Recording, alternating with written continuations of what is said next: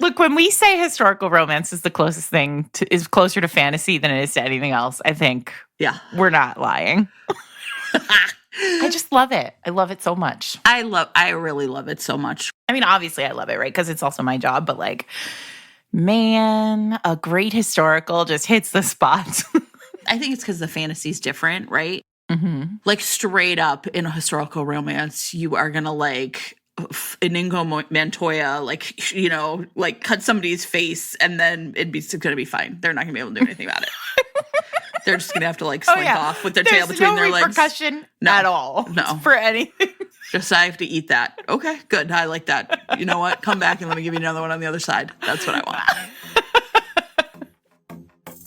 Well, welcome everyone to Fated Mates. I'm Sarah McLean. I read romance novels and I write them. And I'm Jennifer Prokop, a romance reader and critic. And this week we are talking about Her Night with the Duke by Diana Quincy. It's sublime. Diana is a truly superb historical writer. I mean, I'm sure she's superb at the other stuff she writes too. She also writes mysteries, but this book is sublime. It's so, I told you. I mean, so this is familiar to some of you because I put it on our best of the year list for 2020 because I loved it so much. And so those of you who ordered the Fated Mates book box from Old Town Books or who have spent any time like reading the best of the year books from bygone eras have known that I have a deep abiding love for Diana Quincy and this particular book. But this is the first time Jen has read it. I mean, there's just so many books. Sorry, like literally that axiom. You can't get to them all. So many books, so little time is real. And there's a point at which like it kind of goes past you and you think, well, like one day I'll get to it. And then sometimes you do and sometimes you don't. But man, I am really happy that I got to this one because I enjoyed it and I have so much I want to talk about. Yes. I think this book is like really answers a lot of questions that many readers have about the emotional and plotting beats of a romance. That's one of the things I really want to talk about. That's a really good way of thinking about it. So I spent a lot of time, well, I'm going to save it. I have like a big theme thing that I want to talk about, but we can come back to it at the end, like later. This is a book where I think we're going to talk about a lot of big questions that are currently part of the romance discourse, right? Mm-hmm. And I mean, I think you can. I just think it really lends itself well. It's so perfect. So why don't we start off? You want to do a little plot summary? Yeah, but you're better at them. Okay, fine. I mean, we're going to go back to season 1 style. You start. I'll start. Okay, so I'll just like jump in with excited utterances. There you go. Perfect. Our two main characters meet on the road, right? It's an English coaching inn. And Hunt is our Duke. He's there for romance reasons, I guess, Duke reasons. And he sees a woman who's trying to essentially check in to her for her own room, but she's unaccompanied by anything but a servant. And they're speaking in another language, so everyone can tell that she is not, you know, a good English girl, I guess. And, you know, she faces a lot of immediate, not only resistance, but threats, right? She's in danger. And he's really outraged by this, and so he kind of stands up and they end up tries to duke at them. Yeah, right, sure. And they end up he ends up essentially offering his room to her. Or they're going to share already together. I'm going to have to excitedly utterance. Okay. She like whips out a knife and threatens these guys with like a giant curved knife. Blade, yes. From the Middle East, like brought back from the Middle East. Right. Terrific. Right. It was great. Oh, God. And instant, this is like page 4 and I'm like, yes. Yeah, right. And the thing so then they end up together in his room and they have this. So good. Oh, God. They have this amazing one night stand. Right? Chapter 1. Get to it. Yeah, she's a widow, and she hasn't been with anyone. You know, she was a young woman. She was married. She was 17 when she was married, and she's, I think, 29 now, 27 now, has been widowed for 2 years, hasn't been with anybody since, and sort of is like, why not? And he is just like, I'm on my way to get betrothed to someone who I'm okay, but this attraction we have. And let me tell you, this one night stand delivers. It is the first 4 chapters of the book. It's 5, maybe even. Great. It's so good. And it's so hot. Yes. And he is just perfect. So then, they agree one night only. We're never going to see each other again. And they do it like all over the room. Like, it's all night long, all over the room. It's like exactly what you want from a one night stand. Like, they're both aware of the fact that their lives are proceeding apace and they have one shot at just like the greatest night ever. Yeah, I would like to talk more about that too. Okay, so anyway, they have a one night stand. They agree. We're never going to see each other again. That's fine. He's going to go on his merry way to he's going to be marry betrothed Victoria. To marry Victoria, and she is going to go on her merry way to see her stepdaughter, who is really more like her best friend because they're pretty close in age. Guess what, everybody? They're the same person. I mean, they've all listened to Fated Mates long enough that they know how this goes. Yeah, so, he just slept with her stepmother. It's awkward. Yeah.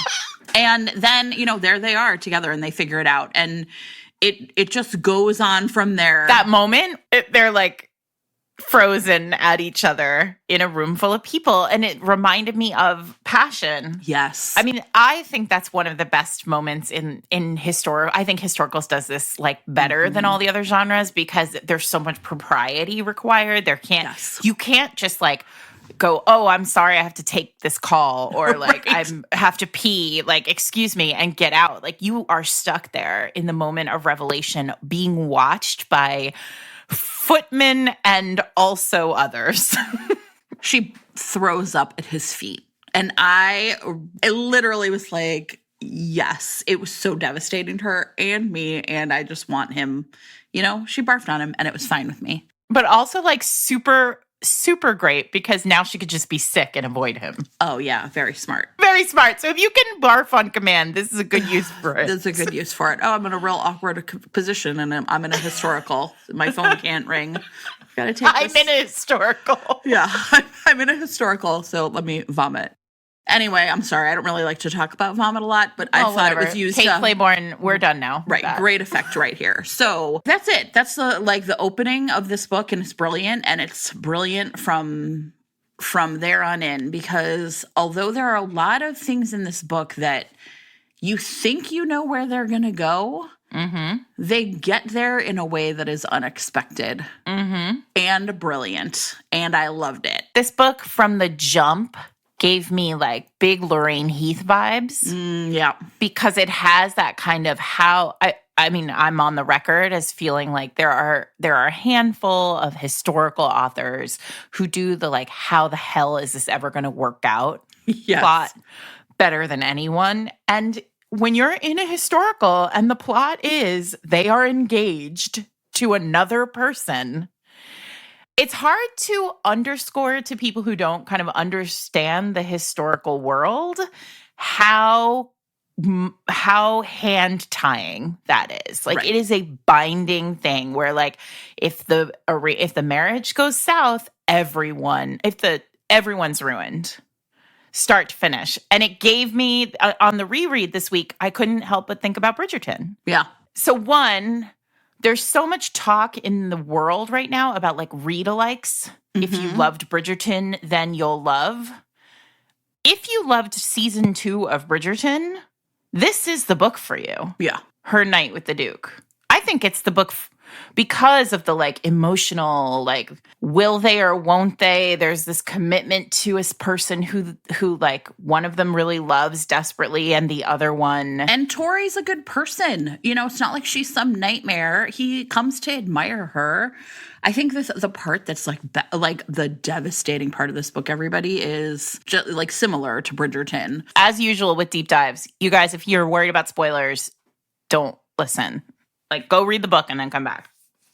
He is just going to visit Tori to kind of like, I mean, his intention is to offer for her, but he hasn't done it yet. Down the road, yeah. So there's still this wiggle room at the beginning. And the part where it really like, so you're kind of like, well, maybe he won't, or, what's going to happen. And then there's this part where he offers for her and he doesn't tell Leela. And the next day Leela finds out and he goes to her and he says, I did this for you. And she says, it's heartbreaking. I know. And he tells her, I knew if I didn't do it right away, I'd never be able to do it. And I was already laying down. But had I been standing up, I would have had to lay down, because they both know They can't, There's they're just like, no, we yeah. can't be together. No. So maybe we could start talking about why they feel like they can't be together. Because I do think this is also a really good example of like how motive and a character's understanding of who they are has to drive in a believable way everything that happens after. So let me talk about her. Maybe you can talk about him. Yeah. Leela was married at 17 to her father's best friend. He was an older man. He was probably almost 50 at that point. And, he was an earl. She was the daughter of a marquis. Okay. So Leela's half Arab. She's Arab English or British. She's Arab British. She had her mother.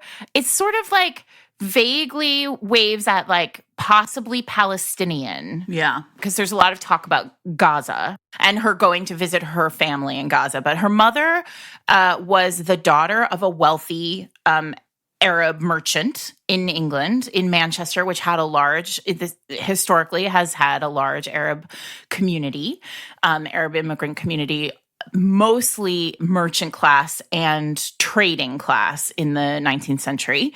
So her mother was the daughter of a merchant, and her father was a marquis, and they met and fell in love, and he married his friend's daughter. Like essentially, he married his business partner's daughter, and she became a marchioness, and they had Leela and others. Leela and a brother who is the hero of the book that just came out, The Marquis Made Me Do It. Which, I can't wait to get my hands on that. So everyone calls her father the Mad Marquis because he married. Right. Why didn't he just bed her? There was no reason for him to marry her. And her mother was it's really interesting. Leela loved her parents, but her mother was like kind of, for the most part, kept her background, her Arab background and culture, essentially like a secret from the kids. And only at the very end does Leela find out that like twice a year, her mother would just go back for a week or two and spend time with her family to kind of recharge with them, and never took the kids. And she never spoke a word of Arabic with the family. Like, she did not impart her culture. The only relative that Leela knew was her grandparents, right? CT and her grandmother, for sure, she knew. And then she got married young. Yeah, because her father was, I think, sick or dying and wanted to make sure that his daughter was taken care of. And so she marries her father's friend, someone who's much older than her. And, we see this a lot in romance. And usually it is portrayed as them being like kind of scummy old men. But he was a good man, and he took care of her. And this was his second wife. Right. Although she didn't love him, I think she respected him, and I think she regretted that she couldn't give him more children, which he seemed to be interested in doing. She's barren. And this... Well, we should say she thinks she's barren. Well, it's a historical, and so I'm sure no one's surprised to know there's a baby epilogue, but whatever. So in the 2 years since her husband died, she left. She doesn't even stick around for the will to get read, which is going to have some plot impact. She goes to the Middle East, and she travels, and then for 2 years. Yeah, and then she learns Arabic. She gets a Drago man, someone to essentially teach her Arabic and be her guide. And then she ends up writing a couple of travel logs that are published in England under, of course, the pen name everyone assumes is a man. And are like beloved. Everybody's obsessed with them. And she really doesn't see any advantage to marrying again, because it would impact her ability to do this thing she loves, which is travel the world and write about it. Mm-hmm. And she also doesn't see why she would ever put herself in the position again of having society, giving society a reason to comment on her appearance, on her background, on her ethnicity, on her culture, right? She's just like, fuck that. I did it once and I'm not doing it again. Well, she's lived an entire life with like a father who was the Mad Marquis, and Yes. then her husband who was judged for marrying her. Right. And I think one of the things that Diana does so well in this book is she doesn't hand wave the racism or the disdain that the aristocracy and others have for Leela.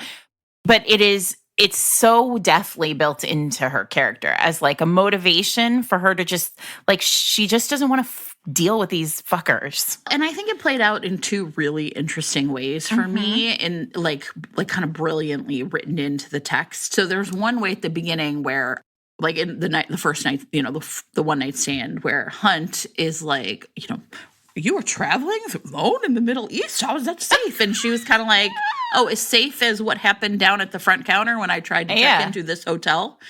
And I was like, thank you. Right? Like, she's not safe here in jolly old England either. Right? And I think it was, but the part that was really interesting to me is that most of the disdain and the cultural like shaming or the racism, all the ways it plays out, it comes from white women in society, and it happens when they are alone when they think men are not present.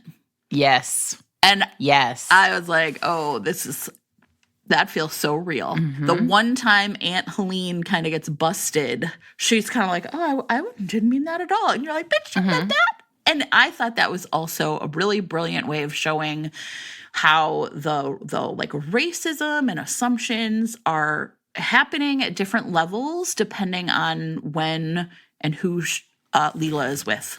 Yes. I mean, I thought the layers of this, like the other piece that I thought was really fascinating that widows hold a really interesting place in romance, period, because there is a lot of freedom that comes with being a widow in historicals, a freedom that you don't have when you are an unmarried, like available, like of age, right, single lady, spinster, I guess. Spinster. There's a freedom in widowhood that often is portrayed in romances as being like a sexual freedom on the part of the heroine, right? Which is in here, right? Yeah. There is a lot of that in here.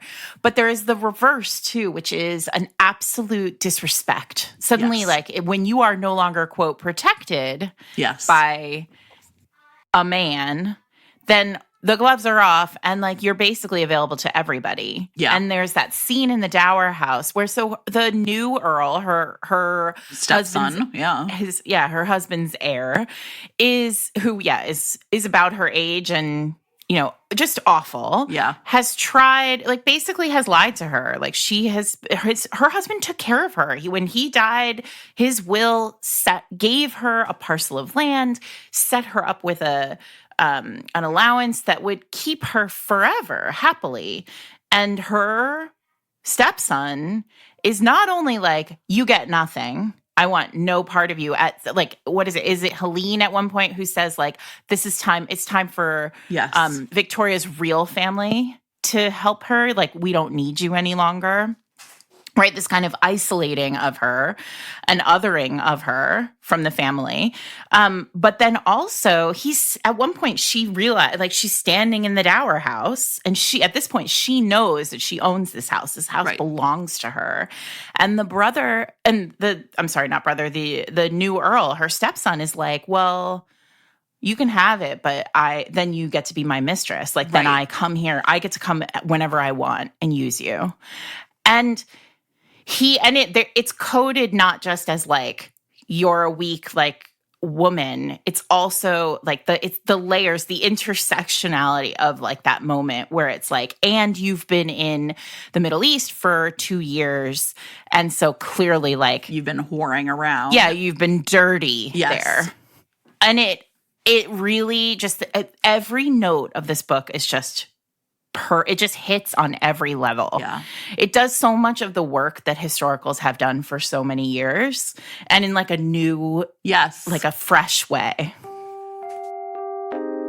This week's episode of Fated Mates is sponsored by author Kelly Kane and her romance novel, An Acquired Taste. Listen, it's a chef romance. We were made for each other. It sounds like a great premise. I'm so excited. Here's the deal. So after 4 years at a top culinary school, Rowan Townsend, our heroine, is working as the head chef in her mother's restaurant, where basically these two women have spent like all they have building this like farm to table, pure passion project that everybody loves. But the restaurant is too small. They need to expand. How are you going to get a quick money in this economy? You're going to go onto a televised competition like Top Chef. I love it. I love all of this. But here's the thing. Her nemesis from culinary school, Knox Everhart. Which is an amazing romance name. Obviously. He is there to give her a run for her money, and he wants the money to like prove to, you know, whomever that he's great.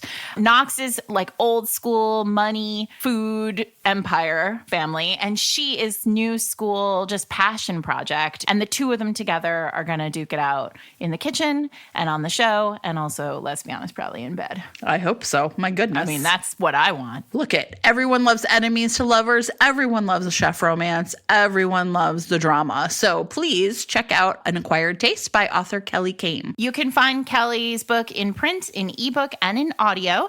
And you can follow Kelly at Kelly Kane Author on all socials. As always, the information on all of this and all of our sponsors is in show notes. Thanks to Kelly Kane for sponsoring the show.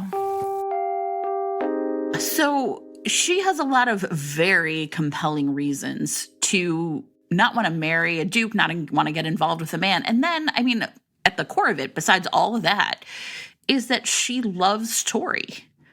And she doesn't see how she could possibly like get in the way of Tori's happiness, embarrass or hurt Tori, you know? So there's this other like, so there's all of the like logical, emotional reasons that are hers, but then there's also this deep abiding love for Tori, who she's like, well, you know, I can't screw this up for her. Like, this is a train going down a track and there's no way for me to intercept it. Mm-hmm. And so, you know, though it's, you know, it's a, I mean, this motivation, it's so richly layered. Yes. And then there's Hunt. Right? And Hunt is really fascinating to me because talk about a character who like at no point did I predict that he was going to do the things he was going to do for the reasons he did them. Yes. And it always made perfect sense, but like it just wasn't where my head was going, which is my favorite thing. Yes, right? Same. So Hunt is a duke, and he has been raised like what I loved about him from the jump, and what I love, I mean, I don't think I loved it about him, but what I loved about what Diana was doing with him is like he is a duke raised to be a duke in a world that prizes like propriety, and you know, it has so many rules, rigid rules that he has it has never occurred to Hunt that he would not follow them. Right. Like there's just no place in Hunt's brain at the very start of this book for going off the rails at any point. No. And so he like meets this woman in a tavern. They are going to have this one night stand. There's a reference to his mistress. Like he has a mistress who he has been intending. He was basically like in his mind, he was like, ultimately when I propose to Victoria, right? I'm going to set her aside. I'll give her a nice house and that'll be the end of her. Right. And then, you know, he's going to go and this girl is like perfectly fine. She's very, I sort of love Tori. She's really like awkward and shy around him because she clearly doesn't, she gets it from the jump that she like, these two are not right for each other. I've caught a comet and I don't know what to do. I've got a tiger by the tail. Exactly. And so, but he's like a duke. So he's like, well, I'm a duke and people are just like this with me. So like, she'll like, everything will be fine. She'll calm down and it'll be fine. And we don't have to like fall in love. And love is sort of, it's silly. It's not a thing that happens to people. But it does happen to some men in his family. Right? Mm-hmm. So there's this whole thing in his family where he's actually was the second son and his older brother was this like wastrel, like just a reckless man. And the way it has always gone in his family is that like there's like the reckless one and then the staid, upstanding one who kind of saves it all, and then another reckless one and then a staid, upstanding one who you know, and he really is like I can't be like my brother. Right. So he's haunted by that, but he's also haunted by his father, who is very much like, there's one point where he actually thinks about like marrying Leela, like spending his life with Leela. And I have to say, like, this is I love a hero who just instantly is like push-pull. Yes. You know, this is a hero who, this is so hard to do when you're writing. To write a hero who is simultaneously all in on the heroine and also like cannot get out from under the rigid rules and or loyalty of the rest of his upbringing and, you know, identity. And that's what we're dealing with here, right? Because there is a moment where he thinks about his father, and his father basically saying, like, there are girls you cannot marry. Like, you cannot make a shop girl into a duchess. So, like, do whatever you need to do with whomever you need to do it with. But, like, remember what it takes to be a duchess. So there is this kind of sense that it will all, like, maybe that night, if that night had gone differently and, like, he hadn't ended up at the house and discovered that these two ladies were related, basically. Yeah. It might have all gone a different way. But the moment he sees that his betrothed and the woman he loved are basically related, he's like, it can never be. I mean, it's like McGreeve brain. I mean, he's just like... Yeah. He can't like, process it. There's no process. This goes back to like the rules and the rigidity of this society, which, you know, one of the things that I've seen, not to go back to Bridgerton, not to spend too much time on Bridgerton in this episode, but I think it's important, right? But like one of the things that I've seen a lot of discussion on online, and I've done a lot of interviews with people in the media about, is this, like, these historical rules, like this sense of like, in contemporary romance, I just finished a great book that was recommended to me by a Fated Mates listener. It too. It's called Praise. It's terrific. The hero is the heroine's ex-boyfriend's dad. It's fine. So it's basically like it's like not exactly the same, but it's similar, right?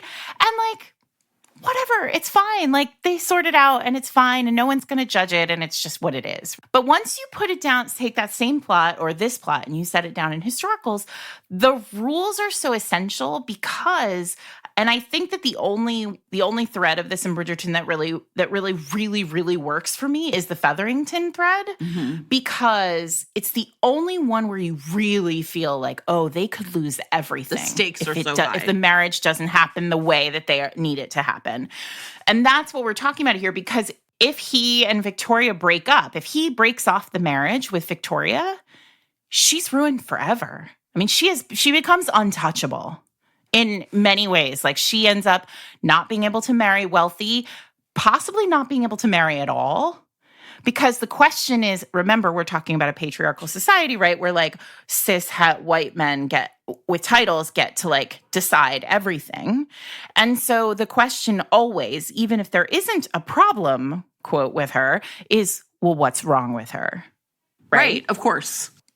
And so like the things that get said about girls whose marriages are broken off are damaging to the point of like, that's it. You live alone forever. And it's not just live alone forever, y'all. It's like you have no money, no one to support you, no one to protect you. And like, this is a world where those layers of protection are essential, right? Women are not taught to protect themselves at this level of society.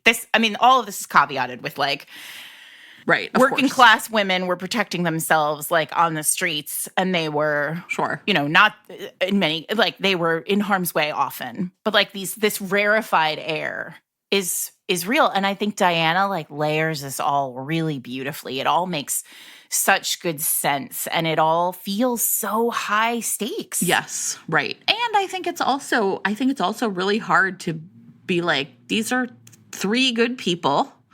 Right? Like, you don't dislike any of them. It's not like any of them are right who want to do the right thing and are trapped by like circumstances and their own inability to kind of like see out of the box that they're in. But what's sort of perfect is Diana lays little breadcrumbs for Victoria from the very jump. Yeah. Now this is where, okay. Yeah. This is where it does the Bridgerton story, but in my opinion, better. Well, and I will also admit, so it's a very clear from the beginning that Hunt's secretary, Mr. Foster, is... Mr. Foster? right? You know, Tori has no problem talking to him, and like they seem to have so much in they common. like read the same books. Oh, and yeah, they like it's so to talk cute, about right? books. And I was almost like, here's what I was thinking. I was like, oh, okay, so somehow she's going to end up with him. And, you know, whatever, that's fine.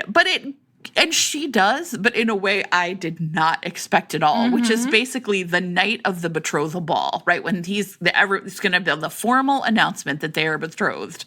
Hunt gets up with her brother, and they're like, you know, I announce that, you know, the Duke's going to marry my sister. Like, it happens. It happens in front of the whole world. And then, you know, like the door is open and Tori's supposed to walk in and she doesn't show up. And like a maid comes to the door and is like, I saw her get in a carriage with somebody else. And she like ran away. And Tori, the entire time, who has been this little mouse, all of a sudden is the person of the three of them who can like take her destiny in her own hands and be like, I am in love with this other man. It's freaking great. It's and great. Then you're like, so you're reading, and at this point you're like, I should say this happens, and you have like a third of the book left. Like, it's not the end. And you're thinking, what on earth is going to happen, right? Because of course you're thinking, great, they can just be together now. Yeah. And then you're like, wait, Diana, what do you have in store for us, right? Yes. Because you would think, and Leela kind of does think, like, yeah, all right, Tori went off and she had happiness. And now, like, Leela never thinks we can get married and she has no interest in being Duchess. And so she's sort of like, so now we can just do this. Like, she has this beautiful house. He, like, you know, is living his life, whatever. She's a widow. There's no one to, we can do this. You know. We can just do it. And he leaves. Yeah, and he won't talk to her. He won't talk to anybody. He doesn't leave a note or anything. He's just like gone. Well, because the very thing that he spent the whole book avoiding, which is being painted as like reckless, like his brother, has now happened, right? He is now the one paying the price, which I'll admit I was fine with, right? Right? I'm like, deal with sorry, it. But I was fine it's with so it. hard to be you, dude. Right? But what's fascinating is, again, that sort of like that distilled dukedom, right? Like that distilled era, the commitment to the rules and the strictures and the judgment of society, which it is so hard. Like Diana writes so beautifully the weight of it. Yes.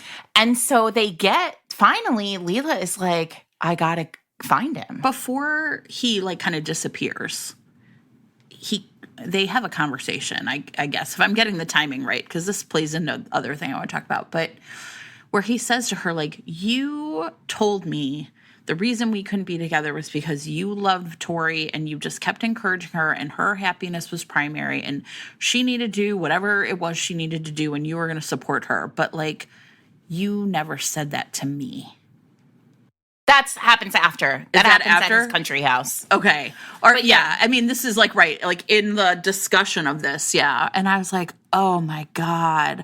Because it is a revelation, right? It's like, what about me? And like, there is a part of you that's like, you're a grown man, shut up, you're a duke. But it was real. He was upset. He was sad. Yeah. And he was feeling feelings that he didn't like. Well, he didn't like them. I didn't like those feelings. And so, but you skipped the part, which is my favorite part. So also this has the sexiest golf I've ever. Sexy golf. Yes. Extremely sexy golf in this book. All right. So tell me this part, because then I want to talk about my thing. I think it's going to be perfect. Yeah. So I really love the bit where, here's what I loved. I love that she chased him down. Yes.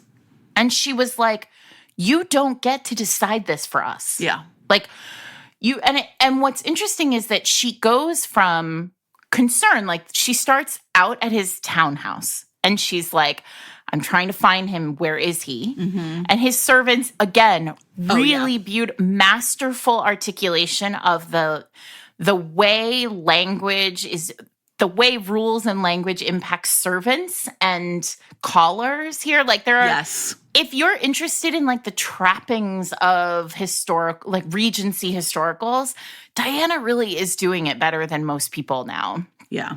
that chapter where she's chasing him down and the servants are all like, he's not receiving, he isn't. And she's like, tell him I'm here. He will see me. And then suddenly it becomes, well, we he's prepared not a room for you for tonight. here. And she's like, wait, what? So then she chases him to the country because she's like, all right, finally she convinces like the under butler or whatever at his townhouse to tell her where he is, and he's at his country house. So she goes there, and it's just, then it becomes clear that he's avoiding her, right? He there's a room, but he doesn't want to see her. He's not at the meals that are served to her.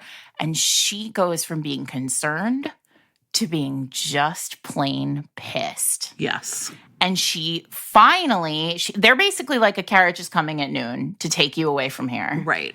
And she's like looking out the window and she sees that motherfucker playing golf. God. Annoying then like it is now. And she is pissed. Yeah. And like so she goes from like, I'm worried about him to I'm angry at him. And it's like, bam.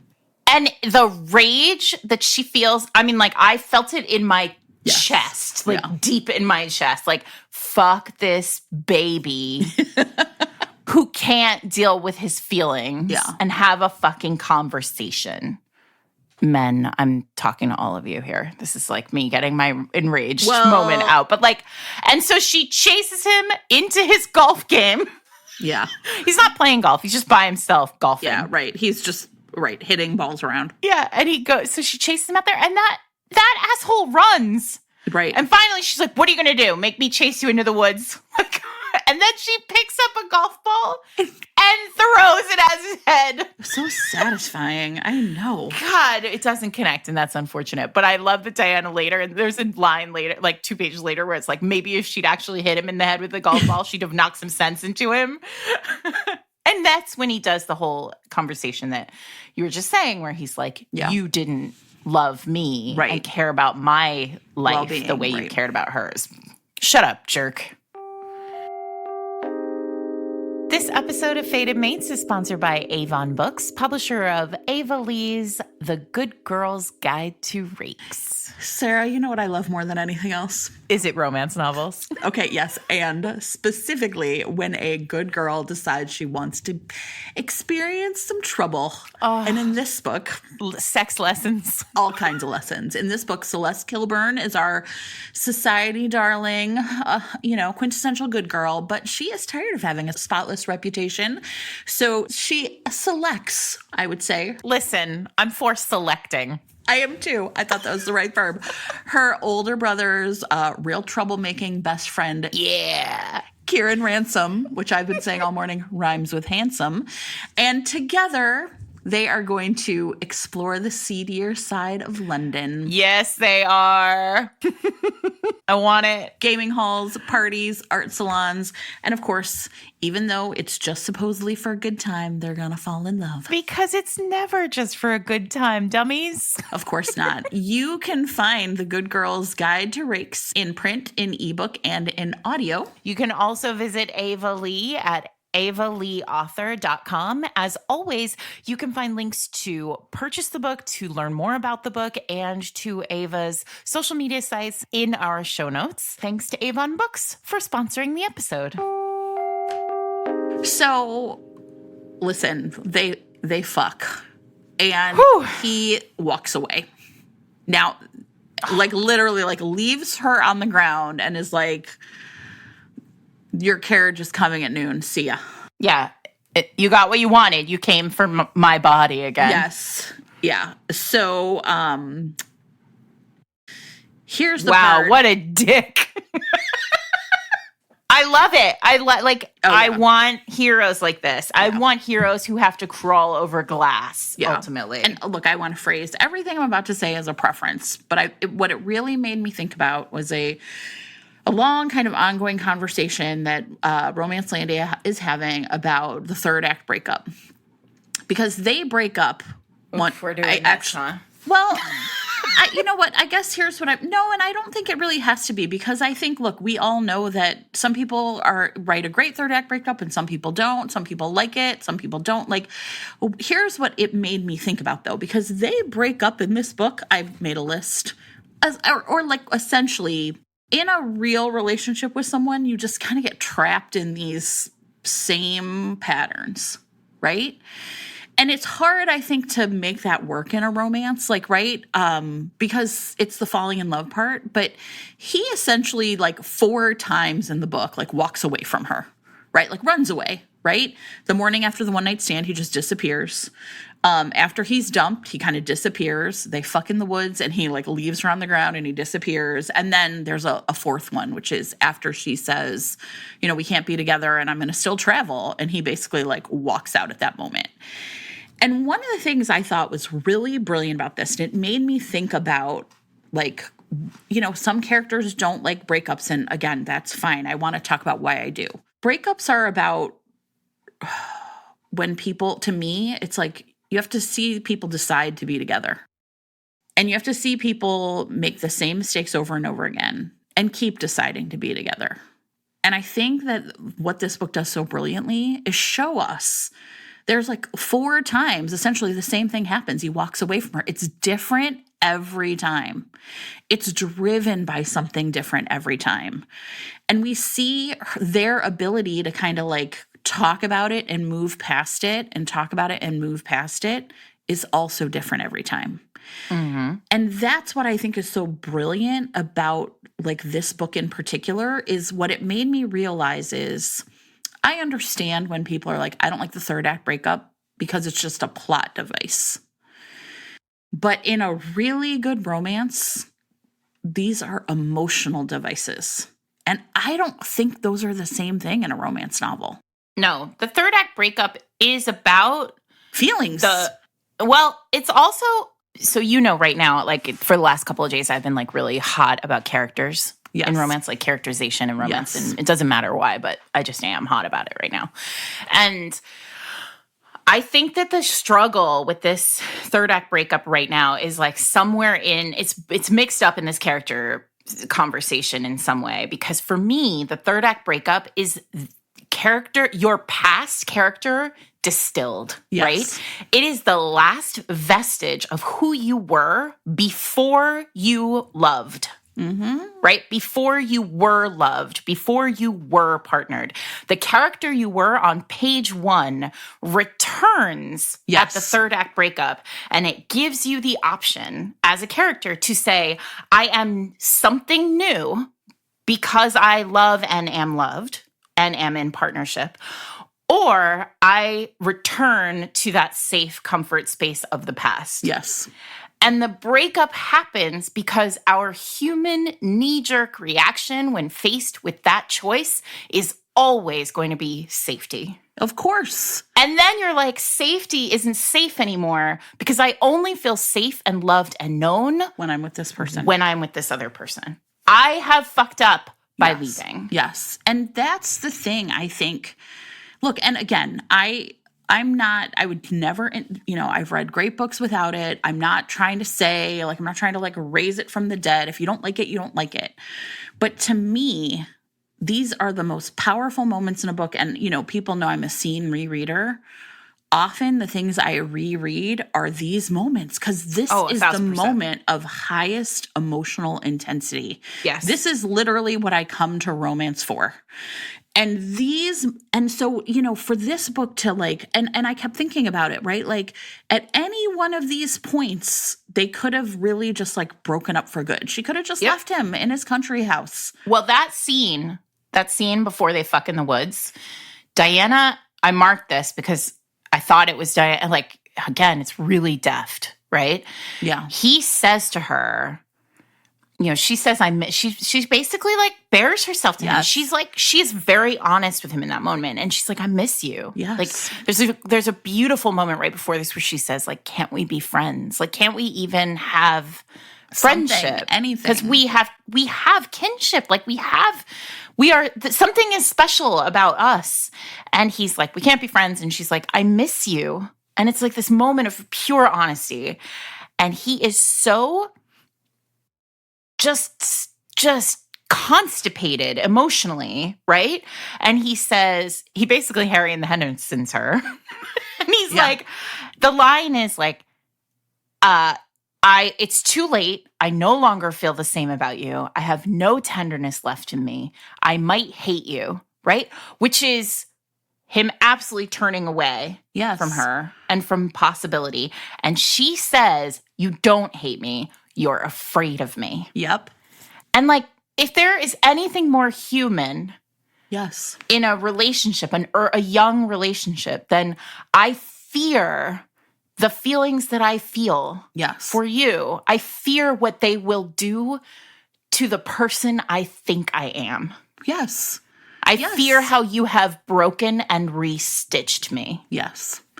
And at this moment, I desperately want to just go back. I might not have been happy, but at least I was not standing on the edge of something. Yeah. Right?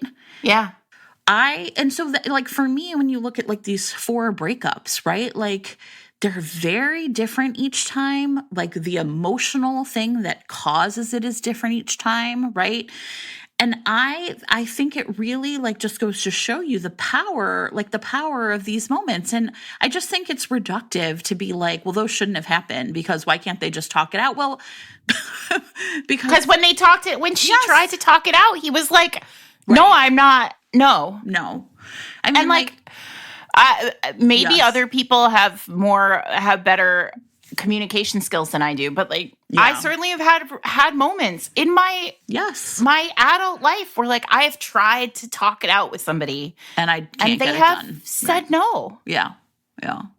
So I just think, like to me, one of the things I just found, it really worked for me at every level. And the fact that, I mean, so after Sex in the Woods, right? They go back to the house and he is like, the carriage leaves at noon, you're going to leave. And he goes up and takes a bath. And you know what else I really like? We don't really see him like thinking it through. It's just he comes downstairs. At first I was like, I'm curious about that choice because maybe I want to see him kind of realizing like I was like a doofus.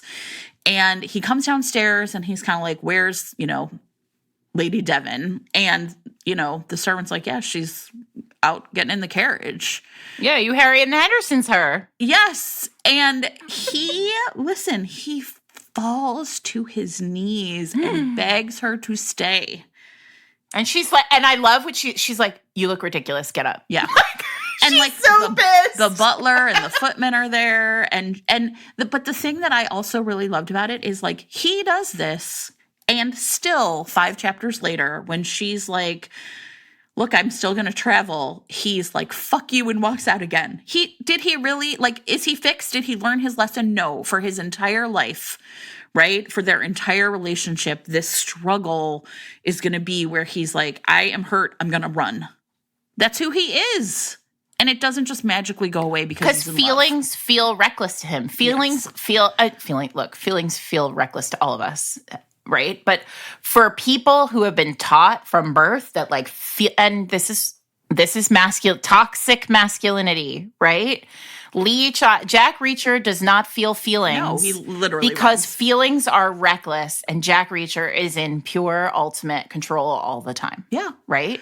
And this is where we are. Like this hero can't get out of his lockbox. Yeah.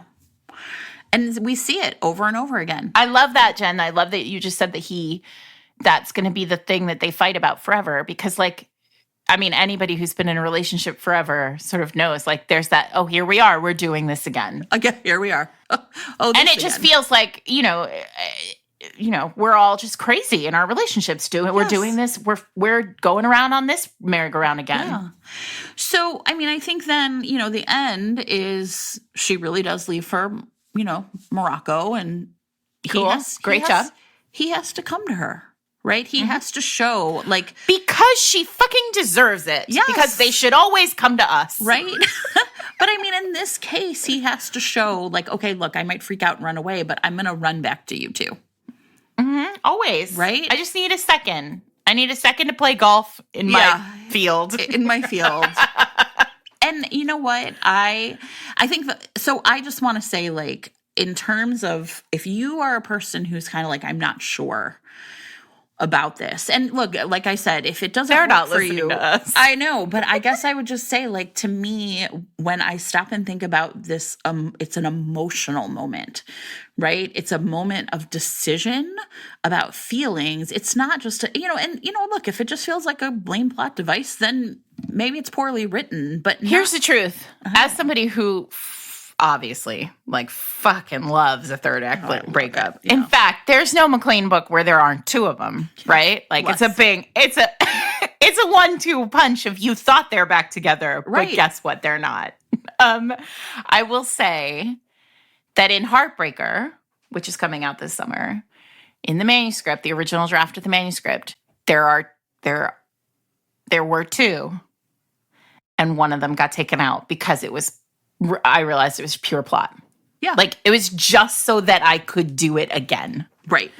And so the one that I think is authentic and important remains. Yeah. And the second one, and the way that I chose as a writer is I had that conversation with myself. Like, where is the point where we choose? Yeah. And you know what? Maybe it doesn't have to be a breakup. There's lots of ways to choose. But well, yeah. I mean, nobody look. It's different in my books. It's different in Diana's books. But like, if you're writing a contemporary with a third act breakup, like it can just be a moment. It's just the moment, choice, right? It's the third act. And I do think that's yeah. part of it. I think a lot of times when we talk about the third act breakup, I think especially writers who are still learning their craft, and like, I mean, we're all still learning our craft. I shouldn't phrase it that way, but like writers who are still trying to like find sea legs, right, in the genre, I think often, and we've talked about this before, but the instinct is to pull that punch because we don't want to, we don't want to just do a thing because that's how it's done. But the reality is that if you are throwing that punch, like, throw it. Yeah. It's okay. Look, if you are in a long-term relationship, you have had a third act breakup. What was it? Right. And maybe it wasn't like, well, I threw a plate at him and he walked out the door. Like, right. And this is true in your friendships. This is true with any relationship, not just a romantic one. There's those moments where you're kind of like, do I have to keep doing this? God, I mean, like, if you're married, I've been married for however many years I've been married. We have a third act breakup all the time. I don't throw a plate. No one walks out the door. But like, you have those moments of testing. Exactly. It's a test. And you know what? Look, I do think, though, the difference between book, like romance novel third act breakups and life third act breakups is like, it's more a test in real life. Yeah. But maybe it's more a test in contemporaries too. One of the reasons I wanted to talk about it now is because, here we see these characters essentially, it's the same thing over and over again. Yeah. And why? Why is it the same thing? Why is this the thing they're grappling his with? Wound, right? Yeah. And how is it playing out each time to the point that where it happens in number 4, we are really ready to be like, okay, this might still keep happening, but I, as a reader, believe that they are going to keep getting through it. And I wouldn't have felt that way after 1 or 2, and definitely maybe not after 3. Dramatic and much as I loved him falling to his knees and begging her, I was like, she didn't want it either that way. Right. This is not how she wants it. It's not how I want it. It's not how he wants it either. No, it's so interesting because in that moment, on the reread, I paused and I thought about it. And of course, like, I love a hero on his knees all the time, always. But it's not right then. No, it's not. I mean, and I don't mean the writing. I mean, like, the response. Yes. And so that's the part that I think is really, again, unusual in a romance novel to see the evolution of their relationship playing out in breakup after breakup in a book. Because, the kind of common wisdom of the moment is readers don't want them. Listen, wait a second. That's not the common wisdom. I object. I object. Point of order. Yeah. That's not the common wisdom. And I want to stop that from being good, because I hate the view. Because if you look at the books that sell, this goes back to it, right? Like, we talked about this before. There is what is happening in Romancelandia. Yeah. And there is what is happening in the world with readers. Yeah. And those two things are different. Yes. And like readers are not Romancelandia. Right. Like there are readers in Romancelandia. I'm not suggesting that there aren't. But like Romancelandia does not speak for all readers, right? Who go into bookstores, the lion's share, the largest majority of, I mean, yeah. When I say that, I mean like 98% of the people who buy your books have never been on romance Twitter. Yeah. They don't care. They don't know about it. They don't care about it. Right. Absolutely. They're not listening to the discourse. They just want the book that makes them feel feelings. And so when we say, so I want us to be very careful about saying like. Well, I think that's why I agree with you, obviously, but I feel like this is sort of the thing is like. I feel like Colleen Hoover is selling like 50 million copies a year. Yeah. And like third act breakups exist. Yeah. Those Bridgerton books, third act breakups exist. Like Sarah, I think that's my point. But like I think the thing is like if you feel like it serves the emotional needs of your characters, and then do it. Yeah. And don't talk yourself out of it. Yeah, and if you don't want to do that, if you want to write like a soft, like quiet romance where like it doesn't happen, my argument is just like it's happening. It happens. Because if you didn't write some version of it, even like a pared down, just like quiet little simmer of a third act breakup, you're not actually writing conflict in any way. Internal conflict. Well, I think that's the thing to me is I guess maybe that's like the core of it. I'm saying this is an important moment of internal conflict where we really see characters deciding. Yeah. Or, I mean, this, right? if you're writing like romantic suspense, right? Or you're writing, if you're writing, man against the world. Right. Against nature, or us, we together against nature, for example, like your third act breakup might be like, oh, well, one of us almost died. Right. Right? Which is a different kind of thing, but it's still a third act breakup. Look, there's lots of really interesting and smarter people writing about like different kinds of storytelling. No, I'm serious. Like there's I thought you were going to say about third act breakups. So I was like, we're pretty smart about this. We're pretty smart about it. There's a book I'm reading right now. Different kinds of storytelling, yes, of course. Called Craft in the World by Matthew Salesis, which is all about essentially like, there's different kinds of stories and, why do we cling to conflict? And I'm reading, it's really interesting. So we're not the final word on this. There's plenty of people talking about this, but I also feel like this is a great book for like when it works, why it works. That's all. That's all I want to say because it works. Okay, can I say one other thing that made me laugh about this book? Other stuff I want to talk about too, yeah. Okay, it cracked me up that he kept calling his penis his prick in this book. I just want to say it. I haven't seen that in a while. Prick. Really? Yeah. I feel like that's, we're really firmly in the cock era, don't you think? All right, I thought I'd throw that out. I guess. Sure. I mean, I support you. Thank you. Okay. Well, while we're on the subject of pricks and cocks, can we talk about sex? Yes. It's hot. This book's hot. Man, you want to talk about a duke who goes down. Oh, my God. Loves it. Can't get enough of it. Perfect. Like, thinks about it all the time. Is basically like, oh, you want me on my knees again in a different way? I got you. I love him. Yeah. It's so hot. It's so hot. A+. A+, yeah. I mean, I think it's also when what's also interesting is when you like lead with sex, which it does, like it's a one-night stand book. This is one of the things I also want to talk about. Sometimes it doesn't really get put on page in the same way. This is like luscious. It's 4 or 5 chapters, the one-night stand. It's interesting, right? Because it could be considered erotic. Mm-hmm. If we go by, the Nikki Sloan rules of erotic romance, right? Which are, if you take the sex out of the book, it doesn't work anymore. Right. And I think that is absolutely, that happens in this book. Even though it's not like, it is about quality and not quantity, this eroticism. But when they finally can be together again, it's kind of like, well, what do you do now? Right? We've already seen them in bed together. And I think it is really it's still so deeply sexy. It's so much more intimate.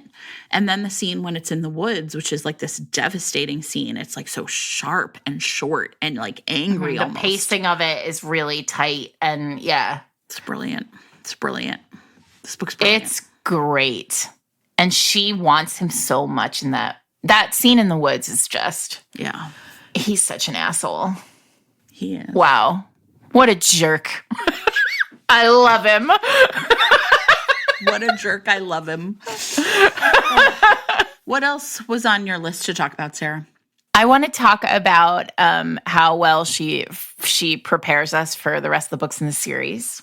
Oh, yes. Which is important because the final book in this series, or the most recent book in the series, I don't know if she's doing anymore, but I hope she is. But the most recent book in this series was out last week of March. So is new on shelves. You should get it. And so I think two things that I was thinking about. So one, each one of these books gives us a heroine with a job. Yes. Right? So in this one, we have a heroine who is a travel writer. In the second book in the series, which is called The Viscount Made Me Do It, we have London's finest bone setter, who happens to be a lady. Come on. Not that kind of bone. Sorry. Not that kind of bone. Well, I bet she sets that bone too. I mean, she's very good with bones. So we're 12. And she is with Griff. We haven't talked about Griff at all. Oh, God. Well, listen. Here, I'm like, oh, I love God. Like, praise Griff. Everyone thinks he murdered his parents. Yes. like the second that came out, I was like, well, gone for Griff. I want it right now. Exactly. God, tortured man. What I love about the end of the blurb for The Viscount Made Me Do It is Hannah has a gift for fixing fractured people, but can she mend his broken heart? Oh. Yes. Well, then the third book is her brother. The Marquis made me do it. No. The Viscount. The Marquis. The Marquis makes his move, and there's a heroine who is a lady map maker. These are just cool jobs. Yeah, it's cool. Yeah, it is. And cool. When we talk about heroines who have cool jobs, they can exist in historicals too. Absolutely. And clearly the research is remarkable in all these books. Diana also writes historical fiction. She writes mysteries. They're always which is why the pacing of these books feels so great to me, because I think it's her mystery training that's giving us kind of revelations, slow, lovely revelations as a reader. The final, the one last thing I really liked about this book, right, is we talked at the beginning about how Leela is judged for being someone who's different and other, but she doesn't actually, in England at least, have any experience outside of her grandmother with being part of that community. And at the end, she goes to Manchester, and she is spending time with the big extended family of her grandmother and her, aunts and uncles and cousins. And, she's really experiencing her culture now, not just as something is far away, I have to go see, but it's something that I can experience right here at home. And I thought that part was just really beautiful. I just really loved it. I loved her. I wanted that for her. Mm-hmm. And it's interesting because Hunt shows up, and he has a moment, which I think is a very common experience. I've certainly had it for a white person, which is the first time you're the only white person somewhere where you're the minority, not just a minority, but the only one. And he stops to notice that. And I think it's a very common to imagine that he would have been well, you can go see them, but I'm not going to. Right? He's just uncomfortable. But instead, he sort of promises her that he's going to be a part of that. That's her life too. Mm-hmm. And, and I think that those are the moments, those are the things we need from him, so that at the end, we can really believe that he's going to not run away anymore. Yeah. Right? And they're partners. Yes. So they can do this. They can pull this off. Yeah. So this is a good place for us to talk about, I think, language and the way that Leela Leela brings and Diana bring Arabic into the book, because so Leela has this really interesting backstory, which is that she's sort of been she's had this barrier between she's been hidden from her culture and her identity and her background, and everything about where she's come from in the world, and her family has been kind of hidden from her for so long. And then in these last 2 years, she's gone to find herself in a lot of ways and like better understand her Yes. This part of her, her culture and her, the past that has made her.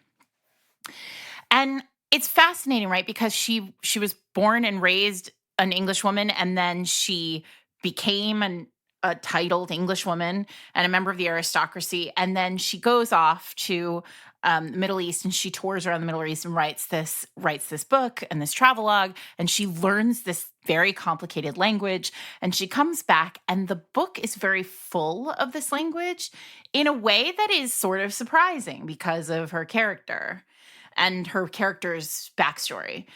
But I thought it was so beautifully done as sort of a nod to like the wide world that opens to you when you start to embrace like the culture and past that you did not know. Yes. And so I thought a lot about like how I mean, I've talked before about like my Italian was not my first language, but like my father was Italian and like born and raised there, and this sort of sense of like Italian being bedrock to the language being a part of me, even though it's not a language I speak frequently or that I have spoken my whole life. And I felt really connected in a lot of ways to Leela as this character who is finally like has this wide world open to her, and then is, as though that is not enough, is now giving this beautiful wide world to a whole new like world sharing of it, people. right? Well, and like I think that one of the things I kept thinking is, imagine, she didn't know anything about this, right? It had been hidden from her kind of on purpose. Her mom was like, it's going to be easier for everybody if this just isn't part of your life. Right. And then when she returns, I found myself thinking like, of course she would want to cling to it, right? She doesn't, she would be culture. She would be afraid of losing it again. Well, there's that beautiful moment where they talk. So she has no hair. She removes the hair on her body, and right at the very, I mean, they have sex in chapter 1. So like she strips, and he's like, whoa, what is happening? This is like wonderland. And she's like, my mother's people remove the hair from their body. And it's sort of, and then he goes down on her, and it's great and whatever. And so, but then it comes back around, right? Mm-hmm. There's a scene later where they're taking more time to talk about it. And he asks her about it, and she talks about it, like the communal experience of like women removing hair together as like a cultural like thing that women do together. And it's really beautiful. And like you can hear it in her voice. Like there's a moment of like real joy when she thinks about this. Yeah.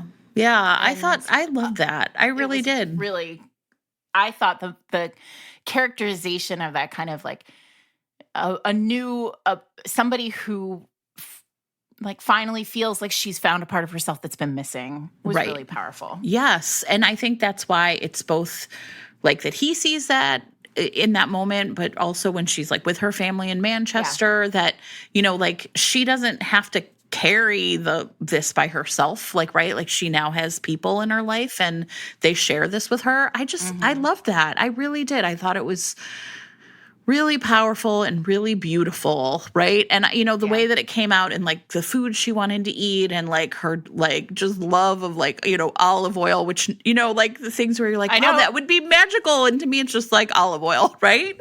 Yeah. And that part too, I thought it was terrific. I really loved it. I want to talk about the most recent book, The Marquess Makes His Move, because I know that our listeners who are big historical lovers are going to flip over this because the hero, who is her brother, is Leela's brother, is a reclusive marquis who basically never shows his face anywhere because reasons. I mean, obviously you can see because of lots of reasons. And he disguises himself as a footman. Listen, the minute I read that, I was like, oh, yeah. The heroine's house to basically like expose this map-making scandal. Whatever, it's fine. Disguised as a footman. I was like, okay. Listen, there is no thing I like more in romance than the moment where the heroine is like, how dare you be a duke? Like, God, I love it. I fell in love with a footman and now you're a duke? What the hell? Get out. Oh, I love it. I'm so excited. So, yeah, I'm about to order the rest of these books in the series for sure and have a pleasant weekend of reading ahead of me. Listen, Diane, do not sleep on Diana Quincy. She is great. I have talked recently, a couple of episodes ago, I talked about my favorite of her books, which is a governess story called The Duke Who Ravished Me. She is one of the great ones right now.